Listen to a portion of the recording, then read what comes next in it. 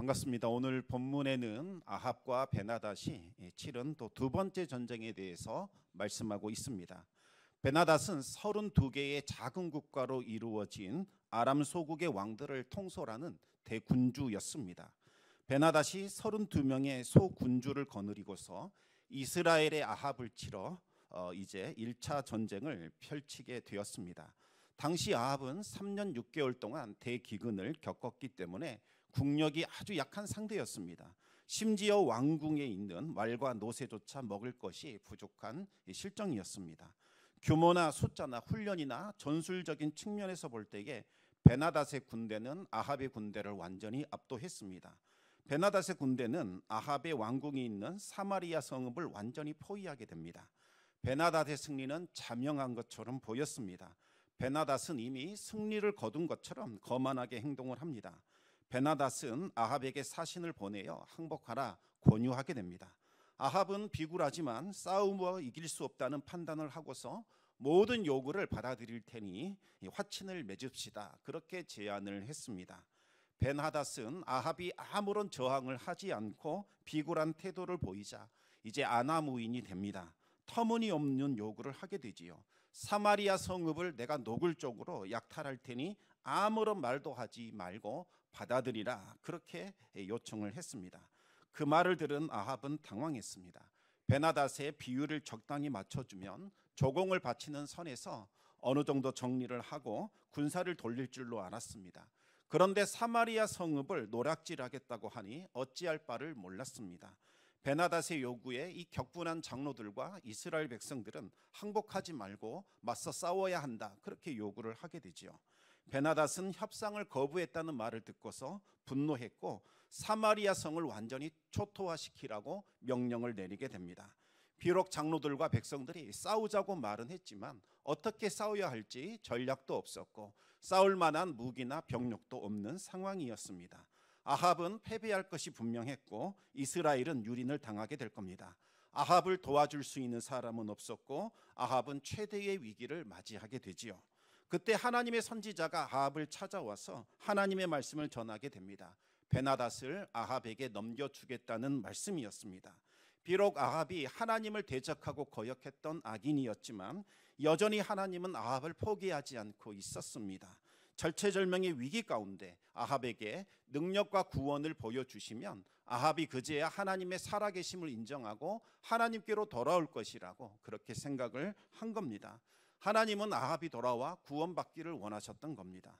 또 베나닷에게는 이스라엘의 하나님이 어떤 분인지를 분명하게 보여주셔서 그의 교만함과 그의 거만함을 꺾어버리시기를 원하셨습니다.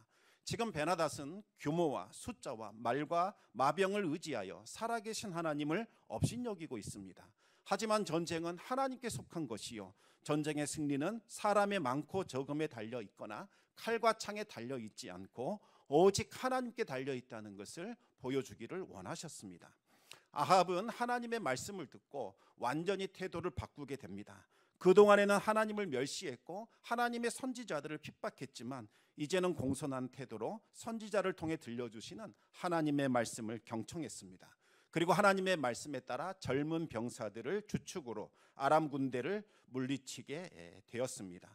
젊은 정예 병사들의 숫자는 232명이었고 전쟁에 나갈 수 있는 숫자는 7,000명에 불과했지만 이 숫자를 가지고 10만 명이 넘어서는 아람 군대와 맞서려고 했던 겁니다. 아합은 생전 처음으로 하나님의 말씀을 붙들고 순종하면서 전쟁에 나아가게 됩니다. 그 결과는 아합의 승리가 되었습니다. 베나닷의 군대는 말 그대로 추풍 낙엽처럼 쓰러졌습니다. 제대로 싸워보지도 못하고 괴멸되었습니다. 하나님께서 아합을 위하여 싸워주셨고 베나닷의 대군을 물리치셨기 때문에 승리를 거둘 수 있었습니다. 젊은 병사들이 주축이 된 적은 숫자의 이 미숙한 군대를 통해서 아주 노련하고 용맹하고 또 강한 그러한 병사들로 구성된 큰 군대를 물리쳐 주신 겁니다. 이 사실을 통해서 하나님은 살아계신다는 것과 이스라엘과 함께 하신다는 사실을 확실하게 보여주셨습니다. 또 전쟁은 하나님께 속한 것임을 만방에 알리셨습니다. 말도 안 되는 이 전쟁에서 아합이 승리를 거둠으로써 하나님이 살아계시다는 것과 또 능력을 나타내 보이셨다는 것을 밝히 드러내게 됩니다. 그렇다면 사람들은 살아계신 이 하나님을 보고서 하나님께로 돌아오게 되었을까요? 그렇지 않습니다. 여러분, 지난번에도 계속 말씀드리지만 큰 기적을 봤다고 해서 곧바로 하나님을 나의 왕, 나의 하나님으로 모시고 영접하는 것은 결코 아닙니다. 우리의 마음을 변화시켜야 합니다. 내 인생의 왕 노릇하려고 하는 옛사람, 그 옛사람을 내려놓고 하나님을 나의 왕, 나의 주로 모셔드릴 때에 우리는 하나님을 믿고 따를 수 있게 되는 거죠. 어떤 사람이 있었는데 말 암기 진단을 받았습니다. 병원에서는 더 이상 손쓸 것이 없다, 그렇게 말하면서 돌려보내게 됩니다. 마지막 지푸라기라도 짚는 심정으로 교회에 출석하게 되었고, 또 어떤 권사님의 도움을 받아서 기도원을 다니면서 하나님 앞에 간절히 매달려 기도하기 시작을 했습니다. 그러던 중에 살아계신 하나님을 만나게 되지요. 하나님의 은혜로 말기암이 치유가 되었습니다. 세상 무엇과도 바꿀 수 없는 충만한 은혜를 경험했기 때문에 날마다 날아갈 듯이 그렇게 기뻤습니다. 얼굴에는 웃음이 떠나지 않았습니다. 그런데 여러분, 그 한 번의 체험이 마음까지 완전히 바꿔놓은 것은 아니었습니다. 그 체험을 한 후에 눈높이가 더 높아지기 시작을 합니다. 그리고 더 많은 것을 원하고 기대하게 되지요. 더 좋은 체험, 더 높은 체험, 더 놀라운 체험이 있어야 하나님을 믿을 수 있겠다며 때를 쓰기 시작을 했습니다. 자신의 요구와 자신의 기대를 충족시켜주는 체험이 없게 되자 계속해서 불평과 불만을 쏟아넣게 됩니다. 하나님, 나를 좀 치유하시려면 완전히 치유하셔야지, 왜 이 가끔씩 이 견딜 수 없는 고통과 통증을 느껴야 합니까? 그렇게 불평을 하기 시작을 합니다. 하나님, 또 나에게 새로운 인생을 주셨으면 잘 풀려서 돈도 좀 많이 벌게 하고 남들보다 뭔가 보란듯이 특별한 인생을 살게 해주시지 왜 그렇게 하지 않느냐라고 원망을 하기 시작을 하더랍니다. 또 나에게 특별한 은사를 주셔서 남들보다 정말 그럴듯한 삶을 살게 하셔야지 왜 보잘것없는 인생을 살게 하시느냐, 끝없이 불평과 원망을 쏟아내기 시작했다는 겁니다. 여러분, 기적이나 표적을 봤다고 해서 우리가 변화되는 것은 아닙니다. 우리의 마음이 변화될 때에 우리에게 진정한 변화가 일어나게 됩니다.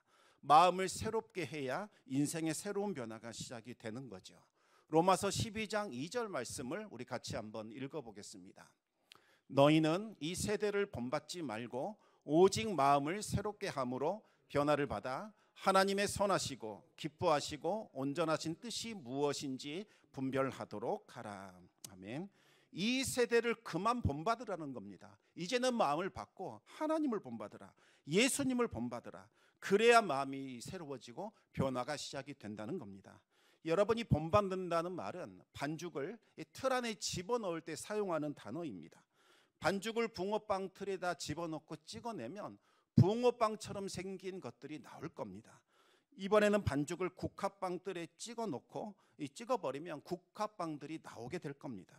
우리의 심령을 세상의 틀에다 집어넣고 찍어내면 이 세상의 형상을 따르는 자들, 그들과 같은 자들이 나오게 될 겁니다.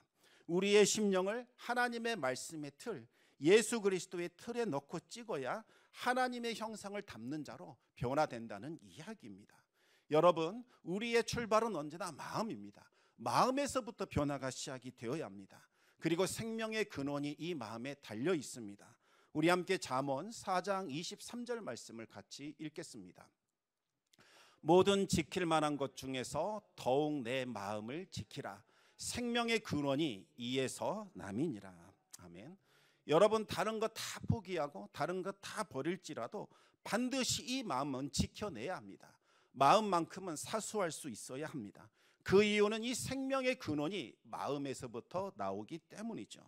마음을 지키는 것은 죽느냐 사느냐의 아주 중요한 문제라고 할 수 있습니다.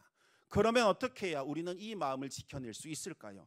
계속해서 잠언 4장 24절에서부터 27절까지 말씀을 읽어보겠습니다.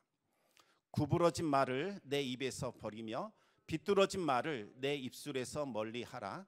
내 눈은 바로 보며 내 눈꺼풀은 내 앞을 곧게 살펴 내 발이 행할 길을 평탄하게 하며 내 모든 길을 든든히 하라. 좌로나 우로나 치우치지 말고 내 발을 악에서 떠나게 하라. 아멘. 먼저 마음을 지키길 원하신다면 여러분의 혀, 여러분의 입술, 여러분에게서 나오는 말들을 제어하셔야 합니다. 비뚤어지는 말, 불평하는 말, 원망하는 말을 하면서 내 마음이 온전케 되기를 원하는 것은 말이 안 되는 것이죠. 그리고 눈으로 보는 것을 주의하셔야 합니다. 나쁜 것, 악한 것, 썩어 없어질 것, 멸망으로 이끄는 것들을 계속 바라보면서 내 마음이 좋아지는 것을 기대하는 것은 어불성설입니다. 우리의 눈은 하나님의 말씀에 집중되어야 합니다. 계속해서 하나님의 말씀을 보고 들으시기 바랍니다. 그래야 하나님이 보이게 되고, 그래야 영원한 하나님 나라, 천국이 눈에 들어오기 시작을 하는 거죠. 그와 같은 마음가짐을 가질 때에 우리는 하나님을 우리 중심에 모실 수 있게 되고, 하늘에 속한 평화가 우리 심령 가운데 임하게 되는 겁니다. 북이스라엘의 왕 아합과 아람의 왕 베나닷은 이와 같은 큰 표적과 이적을 봤음에도 불구하고 그들은 마음을 바꾸지 못했습니다. 하나님은 선지자를 또다시 아합에게 보내서 내년 봄이 되면 분명히 베나닷이 다시 쳐들어올 것이다, 미리부터 전쟁을 준비하라, 그렇게 경고를 했습니다. 실제로 베나닷은 왜 우리가 그 전쟁에서 패배했을까, 도저히 이유가 없다 생각하면서 그 이유를 신하들과 함께 찾아냈습니다. 베나닷의 신하들이 이야기합니다. 우리가 패배한 원인은 바로 이스라엘의 하나님 때문입니다.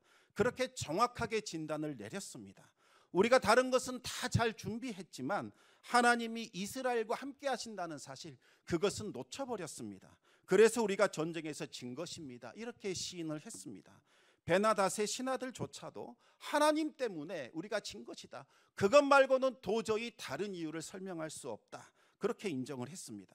그런데 그들은 진단은 참 잘했는데 해결책은 엉망으로 내놓았습니다. 뭐라고 했냐면, 하나님은 산의 신이시지 않느냐, 우리가 이것을 몰랐다는 겁니다. 왜 하필 전쟁터를 그 사마리아 산지, 그 높은 산에다가 전쟁터를 만들어서 이스라엘의 하나님이 힘을 발휘하게 만들고, 그래서 이스라엘이 우리를 이기게 했느냐, 우리가 여기에서 실패했다는 겁니다.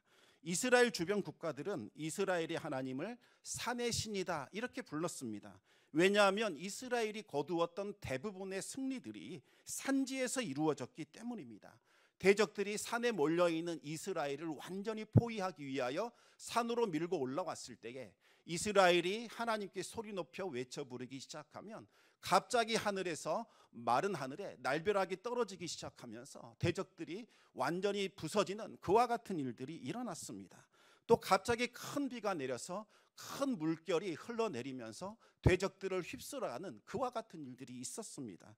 그래서 이 대적들이 말하기를 이스라엘의 하나님은 산의 신이시다, 따라서 산을 주 무대로 삼으면 우리는 전쟁에서 패배할 수밖에 없다, 그렇게 생각을 하고 있었던 거지요. 그래서 이번에는 전쟁터를 바꿔보자, 우리가 평지에서 싸움을 한다면 하나님은 더 이상 힘을 발휘하지 못할 것이다, 그리고 이스라엘은 꼼짝없이 패배하게 될 것이다, 이렇게 주장을 했습니다. 또 평지는 모든 것이 노출되기 때문에 지난번 전쟁처럼 젊은 병사들이 급습하는 일도 없을 것이요, 또 베나닷이 자랑하고 있는 그 기병대들과 병거들이 마음껏 활보할 수 있게 될 것이다, 그래서 우리는 승리할 수 있다, 그와 같은 주장을 하게 되었습니다. 베나닷은 신하들의 말을 받아들여서 이번에는 아벡 평지를 이 싸움터로 삼았습니다. 베나닷이 아벡 평지에 진영을 갖추고 전쟁을 준비하자 아합도 이에 맞서 진영을 갖추기 시작을 했습니다. 그런데 두 나라의 전력이 너무나도 차이가 났습니다. 베나닷의 군대는 그 땅을 가득 채웠지만 아합의 군대는 염소떼처럼 너무나 작아 보였습니다. 베나닷은 승리를 다시 한번 확신했습니다. 숫자나 규모나 무기의 측면에서 아합의 군대를 완전히 압도했습니다. 더 이상 하나님도 활약할 수 없을 것이라고 믿었습니다. 반면에 아합은 두려워 떨게 됩니다.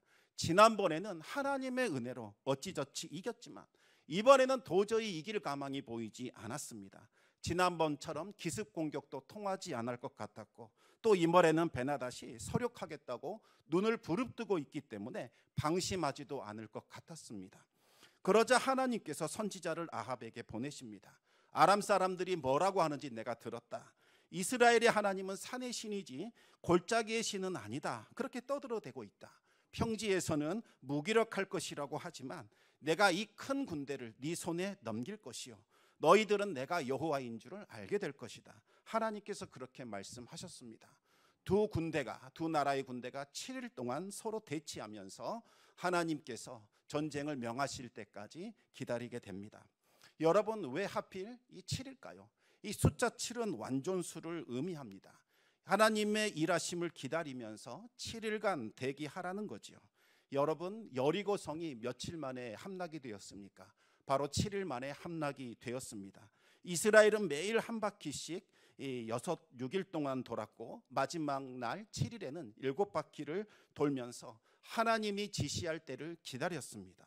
아합은 하나님의 말씀에 온전히 순종하면서 하나님께서 지시할 그때를 기다렸습니다. 마침내 7일이 되었고 하나님은 전쟁하라고 명하셨습니다. 그러자 아합의 군대는 적진을 향하여 뛰어들었습니다. 어떻게 되었을까요? 베나닷이 자랑하던 10만 대군은 무참히 패배하게 됩니다. 살아남은 2만 7천 명은 급히 아벡 성읍에 들어가 물을 잠가버렸습니다.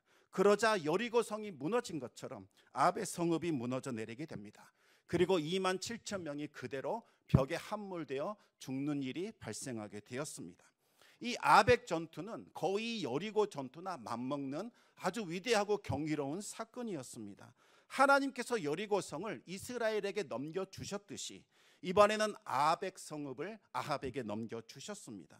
이 전쟁은 하나님께서 일방적으로 싸워주신 하나님의 전쟁입니다.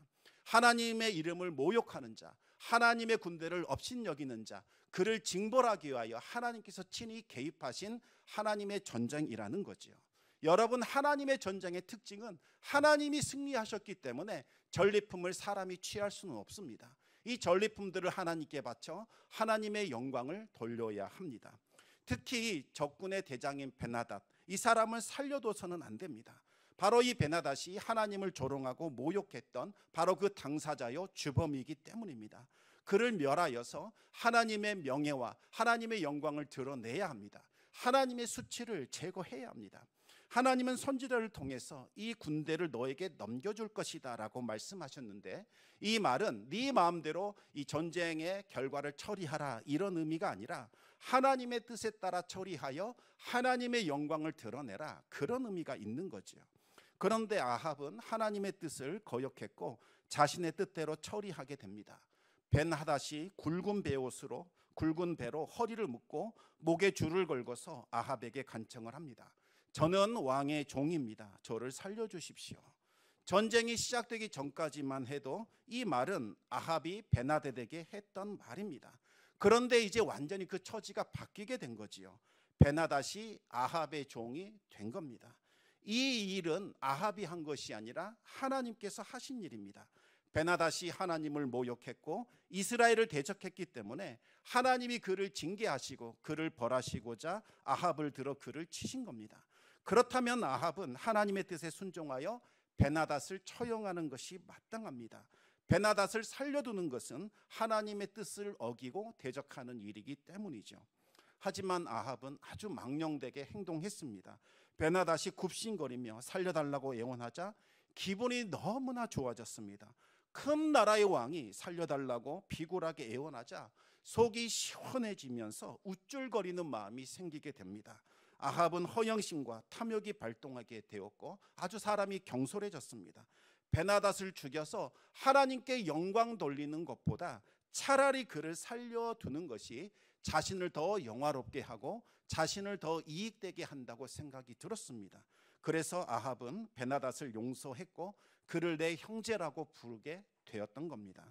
형제라고 불렀다는 것은 이제 나와 동일한 위치에 있는 동맹국이다 이렇게 선포하는 것이나 마찬가지입니다. 아합은 정말 어리석은 사람입니다. 아람을 속국으로 삼아 조공을 받을 수 있는 그 기회를 차버린 거지요. 하나님의 뜻보다는 자신의 뜻을 우선했고 나라의 유익보다는 개인의 유익을 더 우선시했던 겁니다. 베나닷은 그동안 빼앗았던 성읍들 다 돌려주겠다. 그리고 다메섹에다가는 아합을 위한 거리를 만들어주겠다. 그렇게 제안을 했습니다. 다메섹의 거리를 만들어주겠다는 것은 여기에 이 시장을 하나 만들어주겠다는 의미입니다. 그래서 아람과 거래할 수 있는 무역을 다시 시작하겠다, 이런 의미가 되는 거죠. 그렇게 되면 이제 북이스라엘은 아람과 동등한 입장에서 서로 무역을 할 수 있게 됩니다. 아합은 성읍을 반환받고 무역을 보장받는 조건으로 베나닷을 풀어주게 됩니다. 아합은 하나님을 욕되게 하여 수치를 드러냈던 그 베나닷을 제거함으로써 하나님의 영광과 능력을 드러내야 하는 여호와 하나님의 전쟁을 자신의 영광과 이익을 도모하는 사람의 전쟁, 개인적인 전쟁, 사적인 전쟁으로 변질시켜 버렸습니다. 이것은 하나님께서 받으셔야 할 영광을 이 아합이 도적질한 것이나 마찬가지입니다. 이런 아합을 볼 때에 우리가 과연 하나님을 믿는 사람이다, 이렇게 말할 수 있겠습니까? 도저히 그럴 수가 없습니다. 아합은 하나님을 믿고 따르는 사람이 아니라 자신의 탐욕과 탐심을 위하여 하나님을 이용하는 사람에 불과합니다. 이런 사람들은 하나님을 믿고 따르는 것이 손해가 되는 것 같고 조금 나에게 유익이 없다 생각이 되면 가차없이 하나님을 버리고 떠나게 됩니다. 여러분, 하나님을 믿는 사람은 하나님의 말씀에 반드시 순종을 합니다. 하나님을 따르는 것이 나에게 이익이냐 그렇지 않느냐 따져 묻지 않습니다. 하나님께서 명하셨으니 우리는 무조건 순종하는 거지요. 하나님께서는 우리의 왕이 되시고 우리는 그분의 백성이기에, 그분의 종이기에 무조건 순종하는 겁니다. 하나님을 믿는 사람은 반드시 말씀에 순종하게 되어 있습니다. 따라서 이 행함이 없는 믿음은 죽은 것이다 라는 말이 여기에서 나온 겁니다.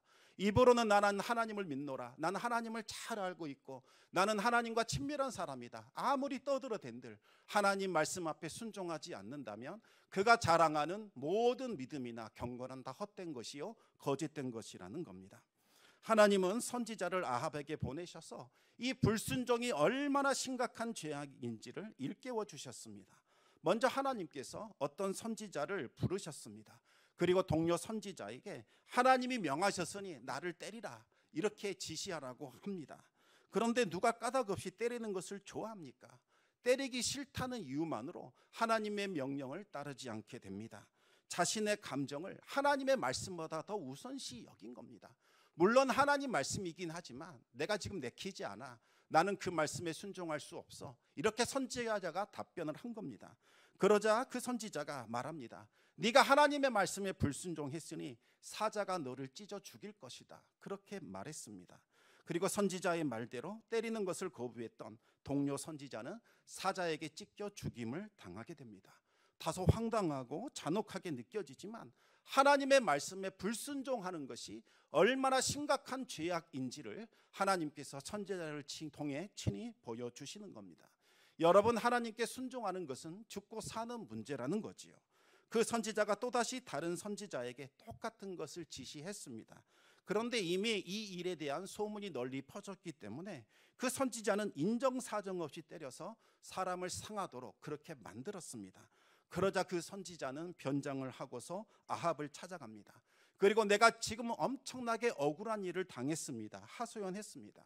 아합은 그 사람이 온몸이 멍투성이인 것을 보고서 무슨 억울한 일이 생겼나 보다 생각을 하게 됩니다. 그리고 그 사람에게 네가 무슨 일을 당했느냐, 네 사정을 말해보라, 자초지종을 듣게 됩니다. 그러자 그 사람이 말합니다. 내가 어떤 장교의 종으로 전쟁에 참전을 했다. 그런데 어떤 장교가 그 적을 포로로 잡아서 나에게 잘 간수해라, 이렇게 말했다는 거지요. 만약 이 포로를 네가 잃어버리면 네 생명으로 갚든지 아니면 은 한 달란트를 내놓든지 둘 중에 하나를 하라고 지시하더랍니다.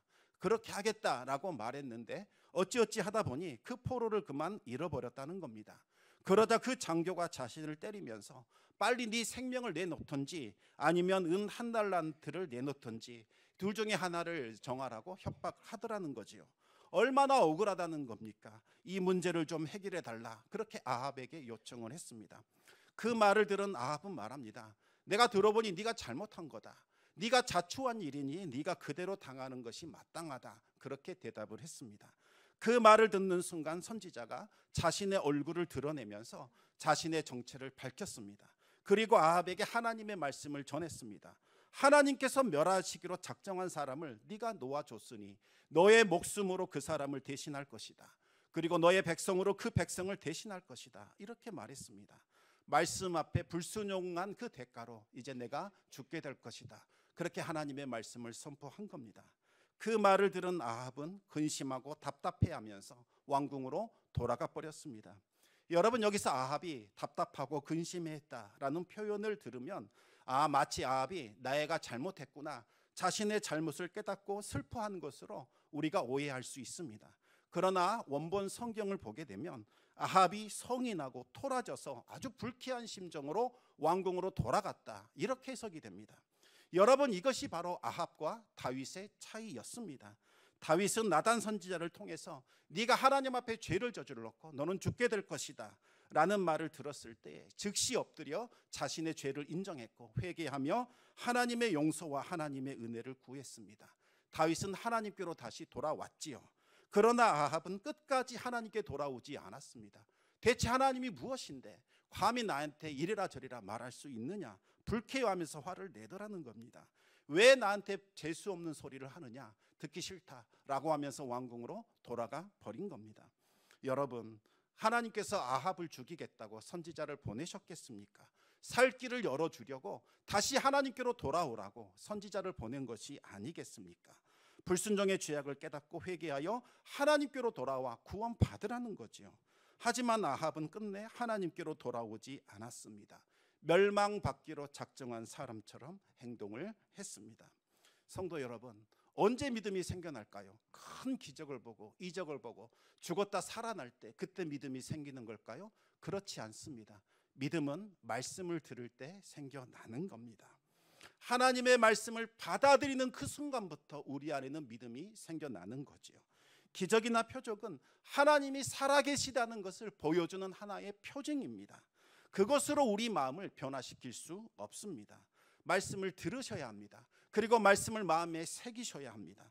그래야 마음이 새로워지고 우리 마음의 변화가 시작이 되는 거죠. 날마다 우리 자신을 쳐야 합니다. 말씀에 복종시켜야 합니다. 처음부터 말씀을 펼쳤더니 말씀이 막 심령에 다가오고 하나님의 말씀이 우리를 감동시키는 그런 사람은 없습니다. 날마다 말씀을 움켜줘야 합니다. 생명을 우리가 취하듯이 그렇게 말씀을 취해야 하며 보화를 찾듯이 그렇게 하나님의 말씀을 찾아야 합니다. 그래야 하나님의 말씀이 우리 심령 가운데 들려오게 되고 그 말씀을 인하여 우리가 새롭게 변화되는 거지요. 날마다 우리 자신을 쳐서 말씀에 복종시키기 바랍니다. 완악해진 우리의 심령, 우리의 마음을 새롭게 하시기 바랍니다. 그래야 하나님의 은혜를 충만하게 받아 누리시고 하나님의 구원을 경험할 수 있게 되기를 우리 주님의 이름으로 축원합니다. 이 시간 우리 같이 기도하기를 원합니다. 우리는 자꾸 믿음 없는 이유를 하나님에게서 찾습니다. 하나님이 나한테 기적 안 보여주셨는데, 하나님이 내 기도 응답 안 해주시는데 내가 어찌 하나님을 믿을 수 있느냐, 그렇게 말합니다. 그러나 하나님은 그렇게 말씀하지 않으십니다. 이미 하나님을 알만한 것을 너에게 보여주셨다. 조금만 생각하면 하나님이 살아계시다는 것을 알 수 있을 것이다 말하십니다. 오히려 너의 마음을 네가 다스리지 않았고 너의 마음을 쳐서 하나님께 복종시키지 않았고 하나님의 말씀을 네 마음에 두기 싫어했기 때문에 하나님을 믿지 못하는 것이다. 우리에게 말씀해 주십니다. 하나님, 우리의 마음을 새롭게 하여 주시고 말씀을 우리 심령에 새기게 하여 주시사 말씀에 순종하는 자가 되게 하여 주시고 그 말씀으로부터 새로운 믿음이 형성될 수 있도록 은혜 베풀어 주시옵소서. 우리 같이 기도함으로 주님 앞에 나아가겠습니다.